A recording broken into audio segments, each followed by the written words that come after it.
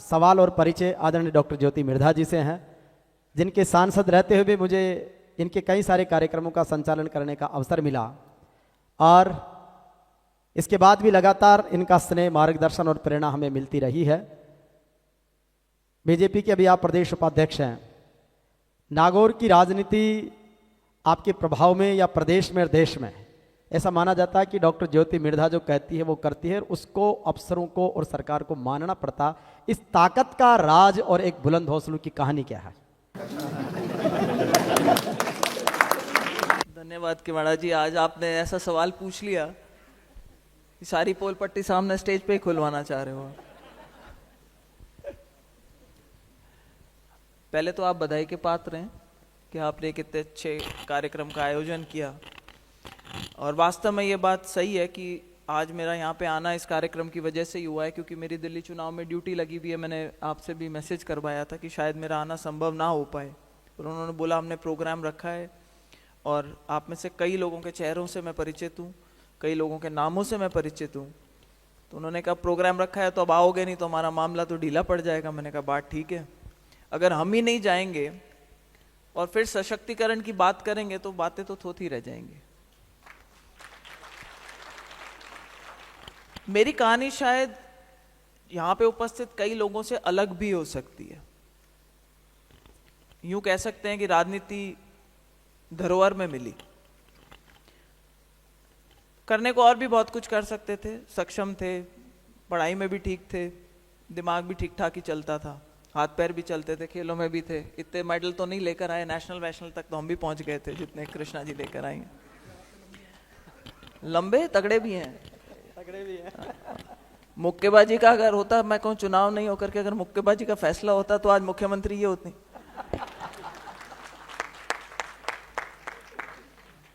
देखिए, मेरा ये मानना है कि हमारा समाज, मैं तो ये आपने राजनीति से जुड़ा हुआ एक प्रश्न करा है, तो मैं ये कह सकती हूँ कि मेरी परवरिश वास्तव में स्वर्गीय नाथूराम जी मिर्धा के साथ में दिल्ली में जब वो सांसद थे तो मेरा जन्म भी उसी घर में हुआ था और मेरी परवरिश भी वहीं पे हुई थी, तो हमने बचपन से राजनीतिक माहौल देख रखा था घर में। बड़े हो गए, डॉक्टर बन गए, शादी भी हो गई, किस्मत अच्छी थी, परिवार ऐसा मिला जो कि बहुत फॉरवर्ड लुकिंग था, कोई रोक टोक नहीं होती थी। आप जितनी आज़ादी हम दोनों बहनों को घर में मिली, किस्मत वाली हैं हम दोनों की, जब ससुराल गई तो वहाँ पर भी उससे सवाई आज़ादी मिली। और उसका एक उदाहरण मैं बताना चाहूँगी कि जब मैं शादी नई नई हुई और गई तो मैं एक दिन शाम को बैठ के मेरे ससुर जी से हम बातचीत कर रहे थे, तो उन्होंने आते ही कह दिया था, बोले सारी जिम्मेदारी जो है वो ज्योति को संभला दो। तो मैंने कहा ऐसा क्यों? तो बोले देखो मैं मेरा बुढ़ापा सुधार रहा हूँ, इससे तुम्हारा कोई लेना देना नहीं है। अमूमन ऐसा होता है कि कोई बहू आती है तो हम उसको दबाने की कोशिश करते हैं और फिर जब वो बच्चे बच्चे हो जाते हैं और बच्चे बड़े हो जाते हैं तो फिर चौधर तो उसी की चल रही होती है और बुढ़ापा हमारा खराब होता है, तो हम तो आज से ही सीधा करेक्टिव मेजर ले लेते हैं, आज से ही सब तेरे भरोसे। तो मुझे ये बड़ी ओपननेस बड़ी अच्छी लगी थी। और एक चीज जो हम सब महिला जिनको आप सशक्तिकरण के उदाहरण के रूप में आज देख रहे हैं, चाहे स्टेज पे बैठे हुए लोग हैं, चाहे सामने आए हुए लोग हैं, या जिनके नाम लिए जाते हैं, उन सब में एक चीज जरूर आपको कॉमन मिली होगी और वो है कि उनके परिवार वालों ने उनको हमेशा सपोर्ट करा है। क्योंकि महिलाओं की जिम्मेदारियां भी अलग तरीके की होती है। जैसे अभी मैंने कभी कोई पुरुषों का प्रोग्राम नहीं देखा, कई प्रोग्राम अटेंड करे जहां पर जैसे मेरी इस बहन को, छोटी बच्ची को साथ लेकर के आना पड़ा है, किसी पिता को मैंने नहीं देखा कि बच्चे को हाथ में लेकर के आया वो। तो जिम्मेदारियां सबको निभानी पड़ती है, उनको प्रोग्राम अटेंड करना था तो बच्चे को साथ लेकर के आई हैं यहाँ पे। तो एक बैलेंस स्ट्राइक करने की बात होती है। लेकिन मेरा ये मानना है कि अगर किसी को अपॉर्चुनिटी मिलती है, चाहे वो एजुकेशन के माध्यम से मिले, चाहे राजनीति के फील्ड में मिले, चाहे आपको किसी प्रशासनिक उसमें मिले या खेलों के अंदर, किसी भी फील्ड में अगर आपको आज़ादी मिलती है और अगर आप अपना अच्छा परफॉर्मेंस दे सकते हो तो आपको देने का प्रयास करना चाहिए। और जाटनियाँ तो भाई एक समय से ही गीता में गाइजती है, इन गीता जी के नहीं, मतलब वो वाली गीता जिसको गाते थे उस वाली गीता के अंदर। हम सब जिस समाज से आते हैं, हमने महाराजा सूरजमल की तो इतनी कथाएं सुनी है, उनके बारे में हमने इतना कुछ सुन रखा है, लेकिन ये बात कितने लोग जानते हैं कि सूरजमल जी की जो असली ताकत थी वो इसलिए थी क्योंकि उनके पीछे हमेशा सहयोग जो था वो किशोरी देवी जी का रहा था। तो ये तो भाई एक सिक्के के दो पहलू हैं, और एक गाड़ी के दो पहिए कह लो, साइकिल के दो पहिए कह लो, तो ये तालमेल बिठा करके चलने वाली बात है। मुझे ऐसा माहौल मिला किवाड़ा जी जिससे राजनीति में आना मेरे लिए आसान रहा। जिस तरफ ससुराल में भी राजनीति, मेरी मदर इन लॉ जो है वो मंत्री रह चुकी थी, तो मैं उस मामले में काफ़ी लकी रही हूँ। शायद कुछ लोग इतने लकी ना रहे हों, पर जो यहाँ लोग बैठे उनसे मेरी सिर्फ एक ही गुजारिश है कि भाई जिसको जिस फील्ड में आगे बढ़ने का और किसी को साथ लेकर के आगे बढ़ाने का मौका मिले तो ऐसा मौका हमें नहीं चूकना चाहिए। समाज की दृष्टि से मैं आप लोगों को यही कहना चाहूँगी, अगर एक जना परिवार में आगे बढ़ता है तो उसके पीछे कई कई जो पुश्तें हैं वो पीछे पीछे फल जाती हैं। अभी जिसके जो योगदान जो आप कर सकते हो, हमारा परिवार एक, मैं आप लोगों के बीच में भी कहना चाहूँगी इस चीज़ को कि जिनमें प्रतिभावान बच्चे होते हैं और बच्चियाँ होती हैं, हम लोग एक संस्था चलाते हैं जिसमें समाज के बच्चों को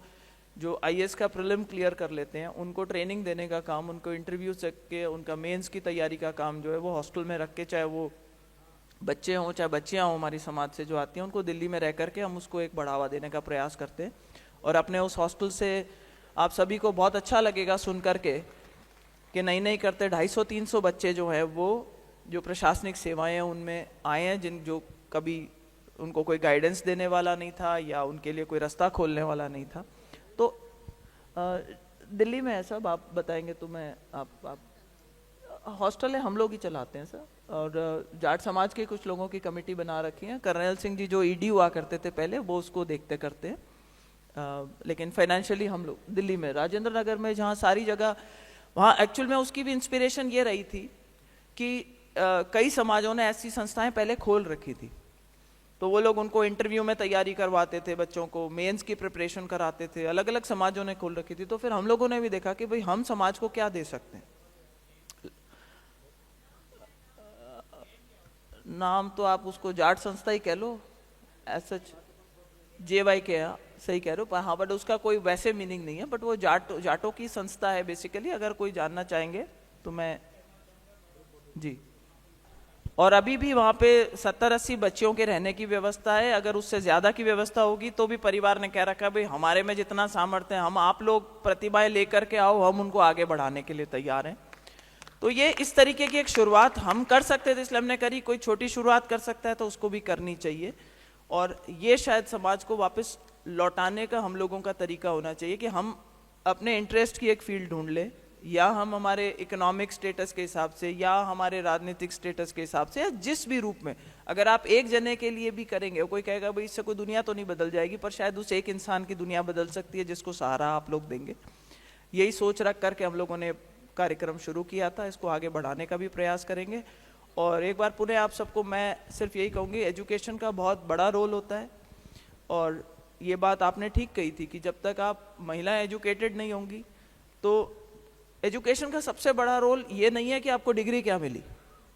धन अर्जित करने के लिए, नौकरी करने के लिए, सिर्फ उसके लिए नहीं होता है। आपके दिमाग के दायरे खोलती है एजुकेशन, उसका सबसे बड़ा योगदान ये होता है। इसलिए हमें अपने बच्चों को पढ़ाने का ज़्यादा से ज़्यादा प्रयास करना चाहिए, सिर्फ डिग्रियों के लिए नहीं, ताकि वो जो अपना पोटेंशियल है उसको रियलाइज कर सकें, दुनिया में अगर आए वो कामयाब बन सकें, जिस भी फील्ड में वो जाना चाहे जा सके। और अब ये समय चला गया जब कोई कहता था ये बेटा है और ये बेटी है, तो आने वाले समय में तो ऑलरेडी मैं देखती हूँ कि कई कई जगह ऐसी दिक्कतें आने लग गई। हरियाणा में मेरा ससुराल है, आज अगर वहाँ पे लड़के अगर है तो शादी करने के लिए, मतलब एक एक अच्छी बच्ची अगर उसका एजुकेशनल बैकग्राउंड अच्छा है तो 25-25 रिश्ते वाले पीछे पड़े रहते हैं। तो हमारी बच्चों को हम काबिल बनाएं, और मैं समझती हूँ कि बाकी सब चीज़ें जो है वो अपने आप फॉलो करती हैं। घर की माँ अगर पढ़ी लिखी होती है तो बच्चे भी अच्छे होंगे, परिवार भी ढंग से चलेगा, सास ससुर की सेवा भी कर पाएगी, हेल्थ का भी ध्यान रह पाएगा। तो वो अगर एक गुरु मंत्र है तो वो ये है कि भाई माँ को पढ़ा लो, बाकी सब चीज़ें ज़्यादातर वो कहते हैं ना कि दिल फॉल इन प्लेस, वो वाली बात है। आप सबसे यहाँ मिलने का मौका मिला, एक बार पुनः आपका बहुत बहुत धन्यवाद करती हूँ। हमारे बीच में कृष्णा जी भी आई हैं, मुझे बड़ी खुशी होती है इनको जब भी देख करके, क्योंकि इन्होंने अपने दम पे अचीव करा है जो इन्होंने अचीव कर रखा है। इसलिए इन सभी लोगों का, हमारे जाट महासभा के अध्यक्ष भी आप लोगों के बीच में है, तो देखिए ये भी जो सुन रहे हैं ये सब जा करके अपने जो भाई बंद है उन सबको जा करके समझाएंगे कि महिलाओं ने ये मैसेज दे करके भिजवाया, तुम सुधर जाओ। राजा राम जी आपसे विशेष गुजारिश है मेरी। थैंक यू मैम, बहुत सुंदर प्रेरणा आपने दी है।